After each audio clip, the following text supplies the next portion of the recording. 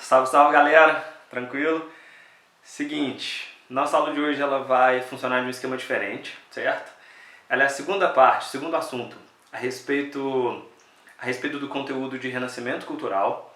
E como eu já havia começado a comentar com vocês, principalmente a respeito das características, a respeito das formas de pensamento, do que muda, né, quando esses pintores, filósofos, escultores, músicos, artistas, ou seja, esses intelectuais aí de século XV, XVI e XVII começam a repensar toda essa parte do conhecimento, toda essa parte de noção e de como é que se faz para ver o mundo, né? Como é que se analisa o mundo. Então, eu já tinha passado algumas características para vocês e agora eu queria demonstrar e queria apresentar as formas, né, principalmente esses pintores e escultores, eles vão trazer todo esse conhecimento, trazer toda essa noção para uma questão muito mais palpável, né, para a parte prática e real desse conhecimento. Então, os primeiros itens que eu queria chamar a atenção, que eu preciso que fique bastante claro, é que a grande marca desse movimento renascentista, ele vai ser não só o resgate de uma cultura greco-romana, né? E o motivo disso é porque todo esse conhecimento do mundo antigo, a partir de agora, vai ser resgatado, né? Por isso o nome Renascimento. Ele vai ser resgatado para ele explicar e para ele servir de base para como esses indivíduos querem analisar o mundo, né? Então, essa é uma das primeiras características que eu quero que fique claro, né? Esse resgate do mundo antigo.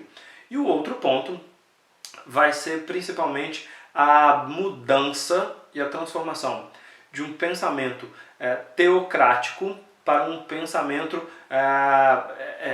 antropográfico, né? Um pensamento em que o ser humano possa ser a medida de todas essas coisas, né? Mas o que esse antropocentrismo ele significa na prática, né? O que essa mudança está refletindo? O que é a passagem de um pensamento em que Deus é o centro do universo para um pensamento onde o ser humano passa a ser essas medidas? É que todas essas explicações que antes eram atribuídas a Deus, a partir de agora elas são atribuídas ao próprio ser humano. Então aqui vai ser fundamental a gente analisar o papel desempenhado pelos conhecimentos científicos, principalmente filosofia, matemática, astronomia, a própria medicina, a própria biologia, ou seja, a partir desses mecanismos, a partir de explicações do ser humano voltada para o ser humano, essa noção de observação, de ciência, de experimentação, elas começam a ser as grandes marcas, né, desse período. E esses pintores, esses escultores, e aí dá pra gente citar os quatro principais, né? O próprio Donatello, com estudo de profundidade, o Rafael e Michelangelo e Leonardo, com um avanço aí, não só da técnica de pintura, né? Não só na técnica de escultura, mas como representantes desse pensamento. E aqui o que eu quero chamar a atenção, que vai ser super legal para vocês entenderem esses processos, né? Essa construção prática, principalmente a elaboração de pinturas e a elaboração de esculturas. É que a gente está falando de um período em que a burguesia está ascendendo, a burguesia está ficando extremamente forte, extremamente rica, ela quer demonstrar todo o seu luxo, toda a sua riqueza, todo o seu papel, como eu já havia mencionado isso aí no vídeo anterior, mas agora eu ainda preciso que fique claro que a instituição, né, a entidade mais forte que consegue bancar todas essas obras, porque a gente está falando aqui de objetos e de peças extremamente caras e valiosas, ainda permanece sendo a Igreja Católica.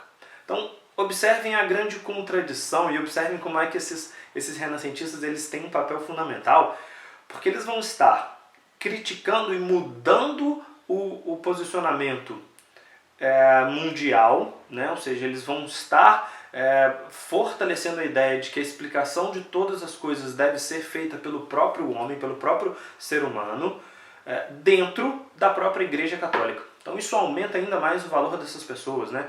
O que eles avançaram no sentido de o que precisou ser desbravado, o que precisou ser criado, com a própria Igreja Católica censurando e tentando controlar esses pensamentos, e a forma como esses pensadores eles vão conseguir burlar isso tudo. Então a gente tem esses dois grandes mecanismos, correto? O primeiro ponto que eu gostaria de chamar a atenção, deixa eu achar aqui, vai ser essa própria influência dessa arte na Grécia e Roma antiga, certo? Então, o que nós temos? Primeiro, da mesma forma que esse pensamento ele vai ser influenciado por essa civilização antiga, né? Ou seja, o jeito de explicar as coisas, o jeito de ver o mundo, quanto mais contato os pensadores renascentistas têm com com essas obras da Grécia e Roma antiga, mais eles se inspiram e mais esse tipo de arte, esse tipo de beleza, esse tipo de valor vão ser atribuídos nas próprias peças. Então o que a gente tem? Existe aí uma mudança de perspectiva, por exemplo, que é válido até hoje, para a nossa questão de beleza. Ou seja, o que é o padrão de beleza? Certo? O que hoje a gente considera bonito? Todo mundo considera bonito a mesma coisa? Né? E quem é que falou que determinados traços, determinadas características são belos? Foram esses caras. Né? São esses renascentistas que, inspirados nessas figuras mitológicas, ou de grandes guerreiros, ou de grandes heróis, de grandes deuses da antiguidade, começaram a atribuir esses traços físicos, esses padrões de beleza, o estilo de cabelo, o estilo de vestimenta, o biotipo, os traços do rosto, como sendo os mais favorecidos. Então, hoje em dia, só para vocês sacarem esses elementos, como é que a gente coloca esses três períodos, né? O presente, Renascimento e Antiguidade no mesmo episódio, se a gente usa a expressão para se referir à beleza, né, para falar de alguém como muito bonito, e a gente usa a expressão de deus grego, fulano é um deus grego de tão bonito. O que é isso? A gente está voltando, né, a gente está atribuindo ao que os renascentistas expandiram para a gente, né, são eles que resgatam essa ideia de traços físicos e traços de belezas presentes na antiguidade. Por quê? Para a Idade Média, para o feudalismo, a beleza ela não tem esses mesmos traços, elas não têm esses mesmos padrões. Ou seja, bonito na Idade Média e feudalismo é quem consegue se alimentar bem, são os homens muito mais gordos, né, muito mais cheios. Por quê? Porque come mais, porque tem recurso, porque tem alimento sobrando. Já padrão de beleza para as mulheres na Idade Média, por exemplo, são as mulheres de quadril largo e ancas largas e pernas muito torneadas. Por quê? Porque significa que tinha um biotipo voltado para a reprodução, e num período onde a mortalidade infantil é muito alta, você existir uma mulher que consiga ter uma prole larga, né, ou seja, ter vários filhos e ter um corpo para isso, aquilo é considerado o fetiche, aquilo é considerado o desejável para todo mundo. De repente vem esses renascentistas e começam a mudar esse tipo de pensamento, esse tipo de imagem, certo? Atribuindo principalmente o papel desses deuses, o papel dessas figuras para todo o período.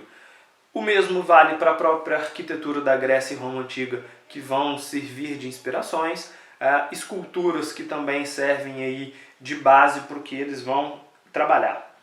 Mas como é que isso daí se efetiva? Deixa eu achar um outro detalhe aqui. Se liga. Estão ligados nisso?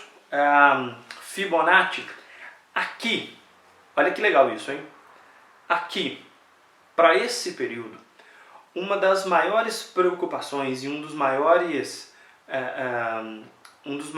pensamentos é de que a teoria desses renascentistas elas precisam ser explicadas por padrões humanos.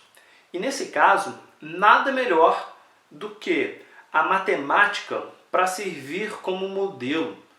Então, o uso da matemática, o uso da padronização, o uso da proporção, o uso do cálculo, tanto em pinturas quanto em esculturas, começa a ser fundamental. Isso é uma das características que a gente atribui até hoje o porquê dos artistas renascentistas se tornarem aí os mais perfeccionistas, porque tudo, por favor, daqui a pouco tem mais umas pinturas, mas por favor, tudo do trabalho deles é pensado, tudo do trabalho deles é calculado, nada é sem querer, certo? Nenhuma pedrinha, nenhuma janela, nenhum fundo, nada disso é feito sem ser pensado, beleza? Tudo isso é colocado de forma calculada, tanto na parte arquitetônica, né, que a gente tem um avanço aí de construções e igrejas e capelas com uso de uma matemática extremamente avançada, quanto para o próprio uso em trabalhos artísticos. Né? Quando a gente começa a colocar essas pinturas e esses trabalhos todos proporcionais, né? Ou seja, nenhuma distância ela é fora do padrão. Por quê? Porque os renascentistas eles consideram esse tipo de arte como a mais representativa. Eles consideram essa parte do uso dessa matemática como a forma, como um elemento de você criar pinturas perfeitas. E quando você trabalha com algo que é perfeito, e nesse caso utilizando a matemática, você está colocando padrão, certo? Está colocando uma explicação e uma razão do ser humano para o próprio ser humano, certo? Além disso, como eu tinha comentado com vocês, existe aí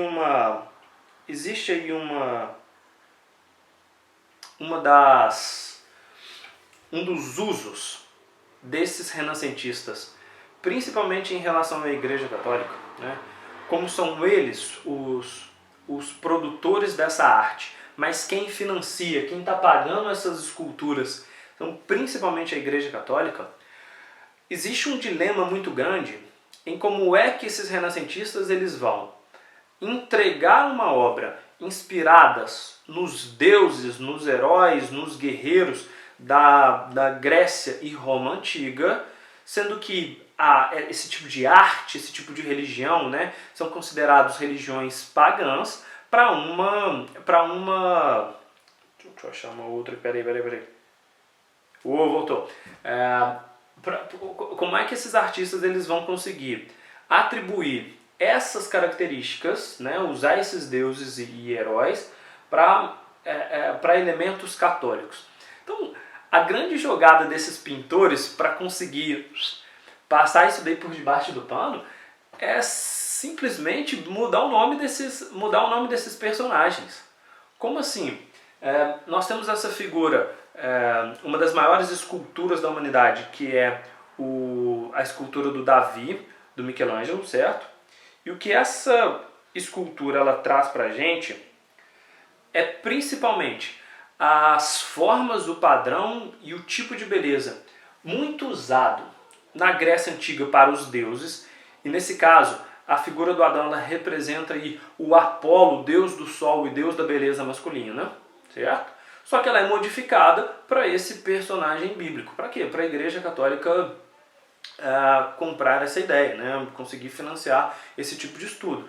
Observem como é que o Adão dos renascentistas ele tem todo o porte físico que hoje em dia nós atribuímos como o nosso padrão de beleza, certo? Abdômen bem torneado, o próprio nariz, o estilo de boca, o tamanho da mão, o pescoço, ou seja, toda essa cultura e essa forma da gente ver o ser humano, ela passa a ser modificada por esses pintores. A mesma coisa vale para uma série de figuras femininas, né? Deixa eu ver se eu acho uma outra. Gente, olha, observem as belezas e a qualidade do serviço, né? Ainda tem esse outro traço. Mas La Pietà, segurando a própria figura de Jesus exposta no Vaticano. Observem, por exemplo, como ela tem todas as características, como ela tem toda uma forma triangular, ou seja, assim como as pinturas, as próprias esculturas elas também são extremamente elaboradas, né? Observem, todas elas com formas muito bem pensadas, enfim, seguindo todo esse padrão artístico dos renascentistas, certo? Um outro detalhe, e isso fica evidente, não só, deixa eu achar uma aqui, uma pintura do Rafael. Observe, olha para vocês verem como é que o uso da matemática, os próprios, olha só, como é que o próprio degrau, né, como é que a própria escadaria, ela consegue criar para a gente uma noção de perspectiva. O que é isso? Como é que dá para a gente ver um primeiro plano, né, bem exposto, e ao fundo a gente tem esse deslocamento. Isso daqui só é possível graças ao uso dessa técnica de matemática, certo? Eu acredito que a maior de todas, né, que é aí considerada uma das maiores obras e um dos maiores exemplos dessa pintura renascentista, vai ser o próprio teto da Capela Sistina, que é no Vaticano, né, que é feito pelo Michelangelo e representa a criação do Adão, certo? A criação do primeiro homem por Deus. E por que essa obra ela tem esse papel e esse significado tão grande? Primeiro, porque a gente vê todos os traços, né, tanto no próprio Criador quanto no próprio Adão, dos traços físicos, do porte físico dos gregos, né? A qualidade ela é toda pensada matematicamente, mas aqui o maior elemento delas fica por conta do tamanho da representação de cada um, certo? Existe durante toda essa Idade Média uma ideia de que o homem, o ser humano, ele nunca pode criticar, ele nunca pode se opor ao seu Criador. Deus, como algo perfeito, não tem o tamanho do homem, né? O ser humano, como ele é imperfeito, ele é sempre inferiorizado. E a grande estratégia que o Michelangelo faz na hora de pintar esse episódio, na hora de pintar essa cena e ela se torna um grande marco disso, é o uso do mesmo tamanho para os dois indivíduos, né? A partir de agora, o ser humano ele tem o mesmo tamanho da figura de Deus, mas por uma questão de posicionamento matemático, tem-se a impressão de que o ser humano ele é inferior. Por quê? Porque ele está logo um pouco mais abaixo, mas na verdade, se a gente fizer o estudo do tamanho de cada um deles, a gente percebe que eles têm o mesmo tamanho, ou seja, a partir de agora, o ser humano tem o mesmo tamanho da figura divina, tem o mesmo tamanho de Deus. E isso é uma das maiores críticas que esses renascentistas começam a colocar para esse período. E a partir dessa mudança de pensamento, a partir do período em que isso daí começa a entrar e começa a fazer parte da cabeça das pessoas, cada vez mais a ideia de experimentação, de questionamento, principalmente isso, de questionar e de duvidar, começam a fazer parte de toda essa humanidade ocidental. Beleza? Abraço, até logo.